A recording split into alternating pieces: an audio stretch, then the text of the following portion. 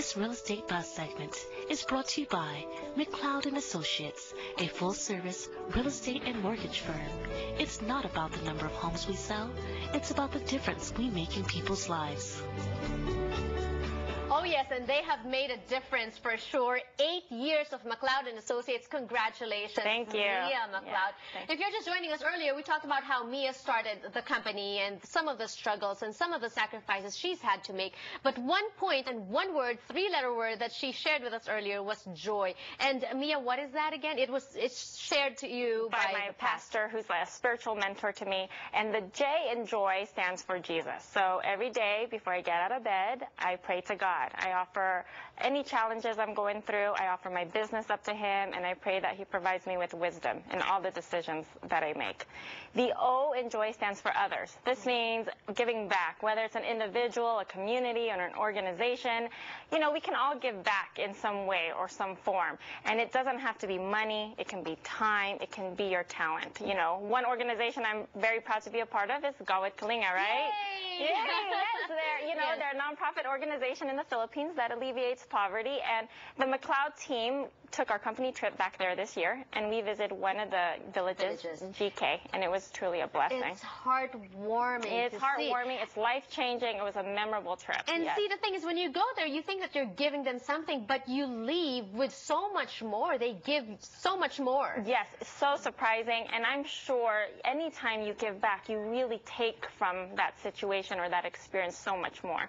And the last letter in joy is Y. That stands for you. I know it's ironic you as last, but in my experience, when you put God first, you give back to others, you will automatically be blessed. So that has worked for me over the years, helped me get through some of these challenges. And we see Mia here all the time happily explaining even very difficult concepts in real estate to grasp. But Mia, what is it? Are you just always happy? What gets you down? You know, I really believe I am naturally a happy person, but I think having a positive mindset really helps. There's another thing I always share with my clients, my team, my agents at the office. It's called the 2 M's, mindset and mentors. I think having a positive mindset is very important. You know, your mind is such a powerful machine. Right. If you don't build that up to be strong and positive, you'll easily get burnt out by all the challenges, right? And mentors are a huge part of my life. They can be millionaires, they can be life coaches, they could be people you meet at networking events or even your family members, but these guys genuinely want to see you succeed. They're always there to uplift you. Who are some of your mentors? Well, you know, I have one life coach who's been with me for over 7 years, and his name is Dr. Ola Madsen, and he actually shared one quote with me that I'll leave with you, and that is, there's no such thing as failure, there is only result. And, you know, I remember being 22, 23, there were a lot of challenges, there were business models, I felt like I was hitting a brick wall.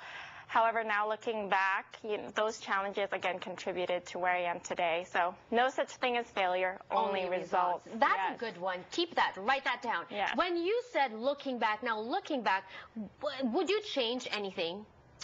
You know, no, because I learned from every experience. I feel like even in 2007, 2008, right, we all know the real estate market tanked. Yes. A lot of people in the business got out of the business.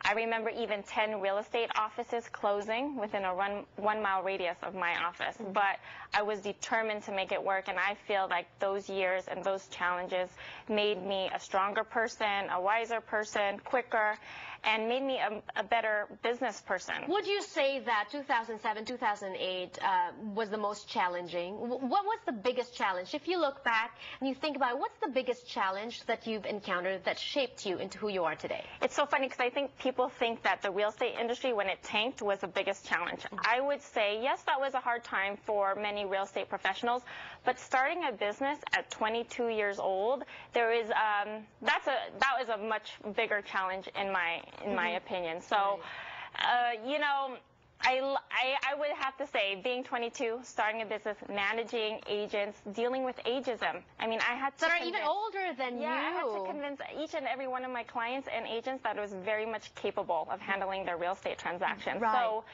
dealing with ageism at a young age. And in real estate, it's a very physical, you know what I mean? It's not like selling a product. You've got to sell yourself. Sell yourself, because it's all relationship based. You choose a realtor based on your perception of that realtor based on friendship perhaps or relationship. We're going to be talking about that later, how to choose a realtor that's good for you. But right now we're also still celebrating the 8th anniversary of McLeod and Associates. We looked back, now we're going to look forward. What else is there for McLeod and Associates?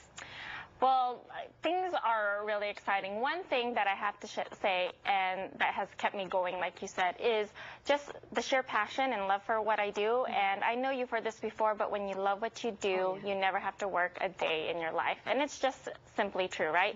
The second thing that also really keeps me going and that I keep very true to my heart is that I'm a very, very proud Phil-Am. And I know my parents sacrificed a lot for me to gain the opportunities I have today. But the Filipino community also worked very hard to pave the way for younger Phil-Ams like myself. So I always, don't want those sacrifices to go to waste, not just for my parents, but for the Filipino community. So I strive every day to make them proud, to be as much as a role model as I can. So. You do make us proud, Mia. You're such a great role model as well.